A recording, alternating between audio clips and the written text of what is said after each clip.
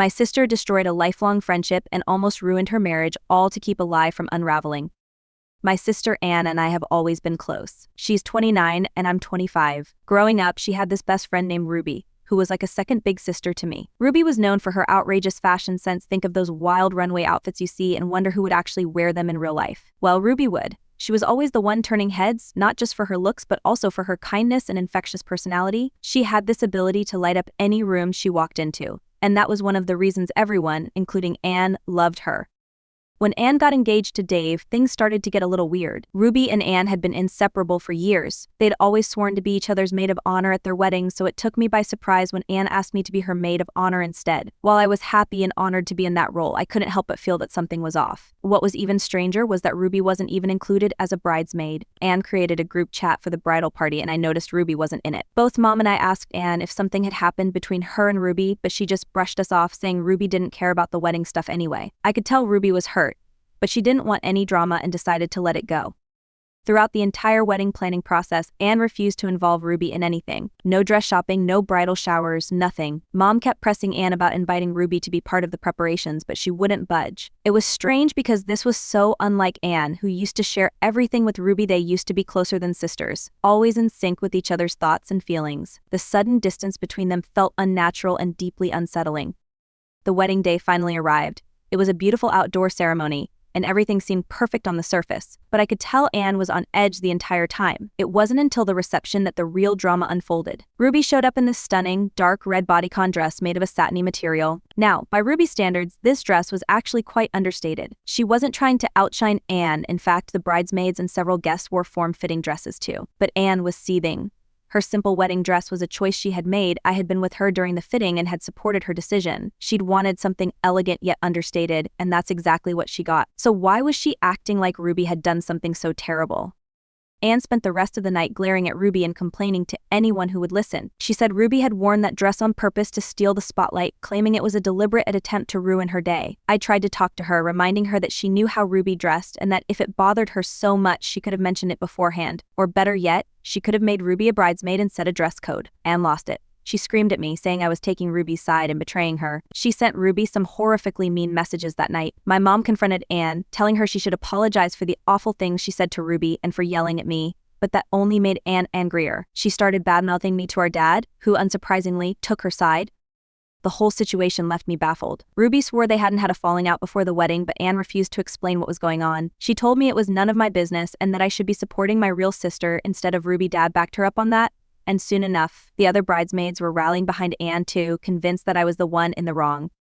Despite my attempts to get to the bottom of it, the truth seemed elusive. Even more confusing was when Dave, Anne's husband, called me up one day sounding frustrated. He asked if I knew why Ruby wasn't in the bridal party. Apparently, he and Anne had a massive fight on their wedding night because he tried to defend Ruby. According to him, he had wanted Ruby to be his best woman, and Anne wanted Ruby as a maid of honor. When they couldn't agree, Anne suggested they drop Ruby from both roles to be fair. But here's the twist: Ruby didn't know anything about this. If they had a fight about Ruby being in the wedding party, surely Ruby would remember, right? Then, Dave asked me if any of his groomsmen behaved inappropriately towards me at the wedding, and when I said no, he seemed bewildered and hung up. Moments later, I received a text from one of the bridesmaids advising me not to answer Dave's calls. It felt like there was a storm brewing that no one was prepared for. Everything was spiraling out of control, and the tension was palpable. The truth finally came crashing down, and it was worse than I could have imagined. Anne had been lying to everyone. Here's how it all unfolded. Dave's past: Dave had been to jail and was an ex-drug addict. He met Ruby before he met Anne. When he was recovering and struggling financially, Ruby helped him out a lot. She had been a true friend during his darkest times, and he considered her one of his closest friends. This part of Dave's life was something he wanted to share with Anne's family, but Anne wasn't comfortable with it. The real introduction, 2 years later, after Dave had gotten his life back on track. Ruby introduced him to Anne. Anne was initially reluctant to date him because of his past, but eventually gave in. She was ashamed of Dave's history and didn't want anyone to know about it. It was a constant source of anxiety for her. The big Lee, ashamed of Dave's history, Anne lied to our family about how they met, saying they met on a dating app. She told Dave she would eventually tell us the truth, but never did. Instead, she wrote a fake letter supposedly from us, expressing how grateful we were for his honesty. She told Ruby that our parents had a terrible reaction to his past, so Ruby never brought it up, thinking it was still a sensitive topic. This lie festered and grew into an even bigger problem as their relationship progressed. The wedding dilemma. When Dave proposed, he wanted people from his support group at the wedding and wanted Ruby as his best woman. Anne panicked. Instead of coming clean, she continued her deception. She feigned being upset about not being able to have Ruby as her maid of honor to keep her out of the wedding party. She convinced Dave not to include Ruby either. To keep things fair, she was trying to cover all her tracks and keep up the facade she had created. Manipulating everyone, Anne told all sorts of lies to the bridesmaids about Ruby. She painted her as someone who would cause drama, flirt with the groomsmen, and even claimed one of them was her ex. This was to keep Ruby away from those who knew Dave's real story. It was a calculated move to isolate Ruby and prevent any truth about Dave from coming out during the wedding festivities. Damaging friendships, Anne convinced the bridesmaids that Ruby was only invited because I idolized her, so they wouldn't repeat any of the lies she told them. She also told Dave's friends not to mention his past, saying it was a sensitive subject for certain family members. It was a complex web of lies that Anne spun to protect her version of reality. The meltdown after the wedding, Anne used the dress incident to further isolate Ruby. She tried to turn everyone against her, including her dad, who sided with Anne immediately. She was willing to destroy a lifelong friendship and create a rift in her own family to maintain her lies. The aftermath. Dave grew suspicious when Anne's stories didn't add up. He called people, including me, to piece together what had happened. He finally confronted Anne, who broke down and confessed everything. The truth was out, and it was more devastating than anyone could have anticipated. Anne had been lying to us about Dave's past, manipulating Ruby, and orchestrating this whole charade to protect an image she'd created. Dave was devastated, feeling betrayed not just by Anne but by the false sense of acceptance he thought he should be from our family. He revealed to us who he really was, and his history with Ruby Ann, meanwhile, was an emotional wreck. She tried to explain herself to everyone, but the damage was done. She apologized to Ruby, but understandably, Ruby was furious and hurt, needing time to process everything.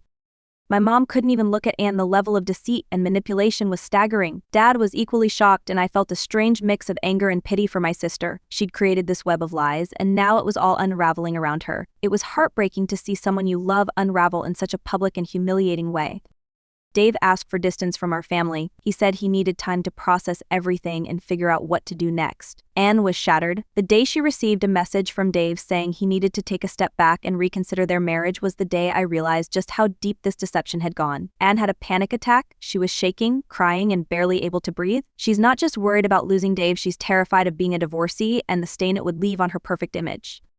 In the end, Dave decided he couldn't be with someone who had deceived him so thoroughly. He needed to be with someone who accepted him for who he truly was, not who they wanted him to be. Ruby and Anne are still talking, but I'm keeping my distance from that situation. Ruby is furious and hurt, and rightly so. Anne has started therapy to work through her issues, and our family is looking into counseling as well.